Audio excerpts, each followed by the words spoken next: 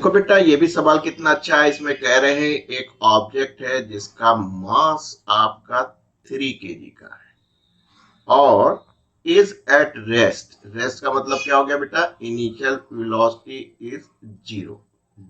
दो बातें मिल गई पहली लाइन से। मास और रेस्ट का मतलब initial velocity 0। Now a force, लीजिए साहब आपने एक फोर्स भी लगा दिया, T square I plus 4tj on the object. Find out क्या करना? वेलोसिटी निकालनी है ऑब्जेक्ट की एट टी बराबर 3 सेकेंड। तो इस फोर्स से क्या मिलेगा? आपने कहा फोर्स से हमको मास इंटू एक्सेलेरेशन मिलेगी और एक्सेलेरेशन से हमको वेलोसिटी मिल जाएगी और वेलोसिटी निकालना बहुत आसान है। मास की वैल्यू रख दीजिए, 3 kg का था, काफी काम बन गया आपका। आपने कहा सर डिवाइड कर दिया जाए 3 से, इतना समझ रहे हैं? डिवाइड करना बेटा, 3 दूना 6 और यहाँ 4/3 ही रखिए। 6/3 रखा था तो उससे 2 आ गया डायरेक्ट, टी और ये जे। अब आपको क्या चाहिए? वेलोसिटी। तो आपने कहा rate of change of acceleration is velocity. लीजिए साहब वेलोसिटी भी आ गई। और सोती सर ने क्या बोला है बेटा? सारा खेल काहे का है? इंट्रीगेशन में, क्योंकि डी डी है तो आपको इंट्रीगेट करना पड़ेगा। तो आपने कहा सर वेलोसिटी निकालने के लिए हमारे पास ये सूरत हाल हो गई है। dt को इधर ले आए, थोड़ा है ज्यादा की जरूरत है भाई। डी स्मॉल है, डेल्टा चीज है, थोड़ा है ज्यादा की जरूरत है, इंट्रीगेट करेंगे। सोती सर ने क्या कहा? इंट्रीगेट में सबसे ज्यादा बच्चों को दिक्कत लिमिट रखने में आती है। तो डॉक्टर साहब देखिए, इधर क्या है? टाइम है तो टाइम की लिमिट रखेंगे, इधर वेलोसिटी है तो वेलोसिटी रखेंगे। तो नीचे इनिशियल यानी t बराबर 0 पे इनिशियल वेलोसिटी क्या थी बेटा? इधर 0 हो गई। किस टाइम पे? 3 सेकेंड पे। At the time when t equal to 3 second, तब आपको वेलोसिटी चाहिए थी। यही चीज रखने में बच्चों को दिक्कत आती है। dv का इंटीग्रेशन कर लेते हैं, v आ जाएगा।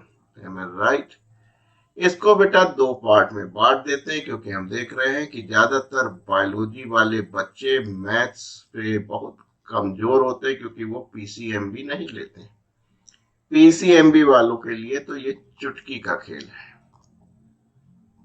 दो कांस्टेंट है, बाहर आ गया। टी को इंटीग्रेट करेंगे, n+1/n+1 लिमिट रख दीजिए और यूनिट वेक्टर आई है।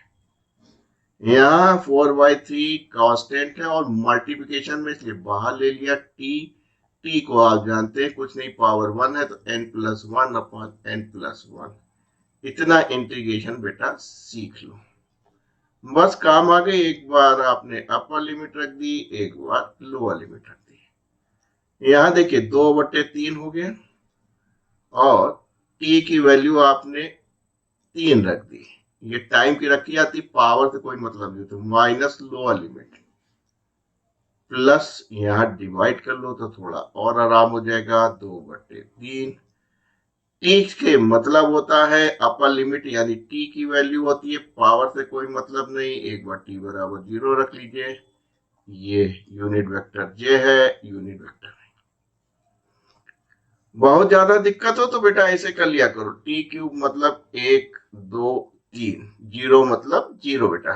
ठीक है, घबराना नहीं बिल्कुल मैथ से। टी स्क्वायर का मतलब होता है 3 × 3, 0 तो 0 हो गई, ये जे हो गई। अब आराम से काट लो, इसको इससे काट लो बेटा, इसको इससे काट लो। तो आपकी वेलोसिटी क्या हो गई? 3 × 3 = 9 दूनी 18 आई, एम ए राइट? और 3 दूना 6 जे, ये आपका वेलोसिटी वेक्टर हो गया। देखें कोई? हाँ, 18 और 3 केवल एक है, पहला वाला है। बहुत सिंपल है। तो बस फोर्स से एक्सीलरेशन निकाला। Acceleration rate of change of velocity होता है और डीवी निकालने के लिए इंटीग्रेट करना होगा। लिमिट ध्यान से रखिएगा, काम बन जाएगा।